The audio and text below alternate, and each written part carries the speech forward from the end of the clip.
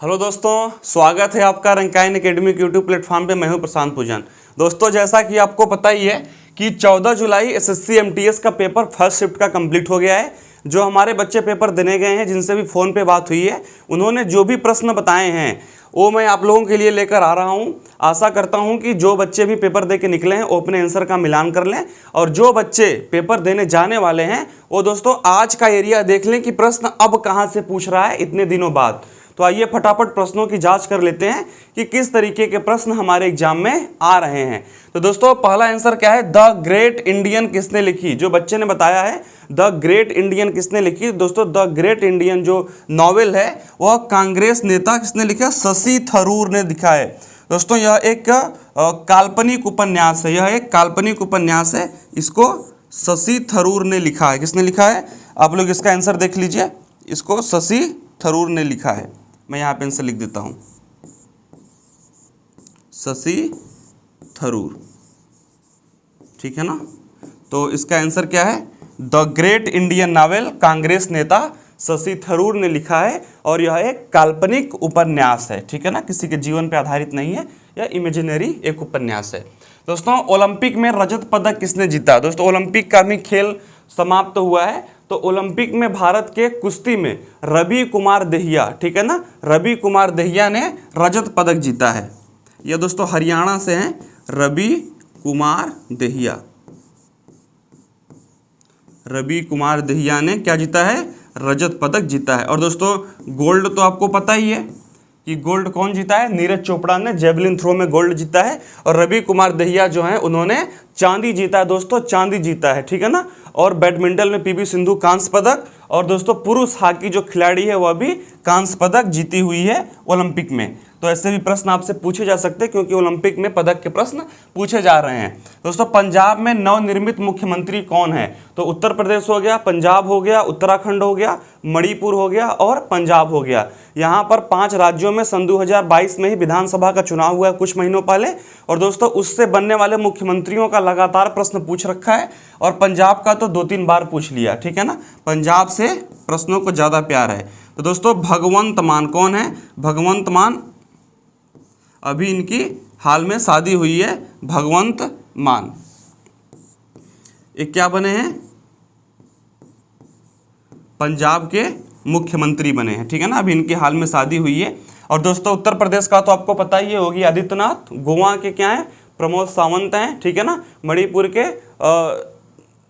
बीरेन सिंह हैं। ठीक है? और यहाँ उत्तराखंड के पुष्कर सिंह धामी हैं। तो जो 5 राज्यों में विधानसभा चुनाव हुआ, उनके यह सब मुख्यमंत्री हो सकता है अगले शिफ्ट में उनसे प्रश्न आपसे पूछ दे।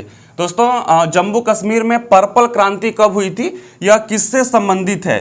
जैसा कि आपको पता ही है कि जम्मू कश्मीर में जो भी केसर की खेती होती है दोस्तों, यानी कि जो भी केसर होता है वो काफ़ी सुगंधित होता है और काफ़ी ज़्यादा मसालों में उसका प्रयोग करते हैं, दूध भी मिलाकर उसका प्रयोग करते हैं। तो सुगंधित पादप मिश्रण लेवेंडर, क्या? सुगंधित पादप मिश्रण, जो हम सेंटों में भी यूज करते हैं, सुगंधित पादप मिश्रण, इनसे जो भी प्रोडक्ट होते हैं उनको दोस्तों बढ़ावा देने के लिए उनके उत्पादन पे, ठीक है ना, सुगंधित पादप मिश्रण को बढ़ावा देने के लिए भारत के प्रौद्योगिकी और विज्ञान जो मंत्री हैं जितेंद्र सिंह, वो दोस्तों इस क्रांति को प्रस्तावित किए हैं। सुगंधित पादप मिश्रण लेवेंडर की खेती के लिए, लेवेंडर की खेती को बढ़ावा देने के लिए पर्पल क्रांति की शुरुआत हुई है हमारे देश जम्मू एंड कश्मीर राज्य में। ठीक है ना? तो सुगंधित पादप मिश्रण के लेवेंडर की खेती के लिए। अब दोस्तों बात करते हैं दंती दुर्ग राज्य किस राज्य से संबंधित है? तो जो दोस्तों दंती दुर्ग राज्य है यह राष्ट्रकूट वंश से संबंधित है। कौन से वंश से? राष्ट्रकूट वंश से संबंधित है। ठीक है ना? दंती दुर्ग राज्य राष्ट्रकूट वंश से संबंधित है। आप लोग इसका आंसर देख लीजिए। ऐसे राजवंशों के बारे में भी प्रश्न पूछ रखा है। कल अकबर की मृत्यु पूछा था, उससे पहले टीपू सुल्तान की मृत्यु पूछा था, फिर तुगलक वंश पूछा था, फिर गुलाम वंश पूछा था, आज राष्ट्रकूट वंश में प्रश्न आ गया है। ठीक है ना? अब दोस्तों हर्षवर्धन किस वंश से संबंधित है? तो दोस्तों वैश्य क्षत्रिय। कौन से? वैश्य क्षत्रिय। हर्षवर्धन जो थे वह वैश्य क्षत्रिय। इनके समय में दोस्तों एक बहुत ही विख्यात चीनी यात्री भारत की यात्रा करने आया था, उससे भी प्रश्न आपसे पूछा जा सकता है। ठीक है ना? फाहियान। तो हर्षवर्धन किस वंश से संबंधित है? वैश्य क्षत्रिय वंश से संबंधित हैं। अब दोस्तों प्रश्न पूछा है राज्य के नीति निर्देशक तत्व संविधान के किस भाग में वर्णित है, ठीक है ना। तो दोस्तों जो नीति निर्देशक तत्व है यह संविधान के चौथे भाग में वर्णित है। कौन से भाग में वर्णित है? नीति निर्देशक तत्व संविधान के चौथे भाग में वर्णित है। यदि आपसे आर्टिकल पूछ ले तो आर्टिकल क्या होगा? 36 से लेके 51 तक। इसका अर्थ क्या होता है दोस्तों कि जब सरकार स्टेबल होगी, जब सरकार काबिल होगी तो इन सबको मौलिक अधिकार की तरह लोगों को राइट दे देगी, जो कि संविधान में वर्णित है।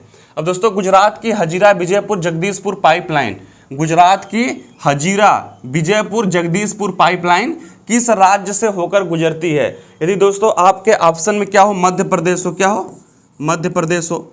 ऐसे इसका आंसर शायद मध्य प्रदेश ही है जो बच्चे बता रहे थे। मध्य प्रदेश हो, राजस्थान हो, राजस्थान हो या फिर हरियाणा हो, क्या हो? हरियाणा हो। यह तीनों ही दोस्तों इस स्टेट से जो गुजरात की पाइपलाइन है वह निकल कर जाती है, ठीक है ना। गुजरात की पाइपलाइन यह तीनों ही स्टेट में निकल के जाती है। तो इन तीनों में से जो भी ऑप्शन मिल जाए या फिर दो मिल जाए तो ए व बी दोनों तीनों मिल जाए तो ए बी सी यानी कि ऑल ऑफ दिस। तो दोस्तों आप लोगों ने देख लिया कि इस तरीके के जो प्रश्न है एसएससी एमटीएस एनालिसिस 14 जुलाई में यह प्रश्न पूछे गए हैं। तो मिलते हैं नेक्स्ट शिफ्ट के साथ, तब तक के लिए धन्यवाद।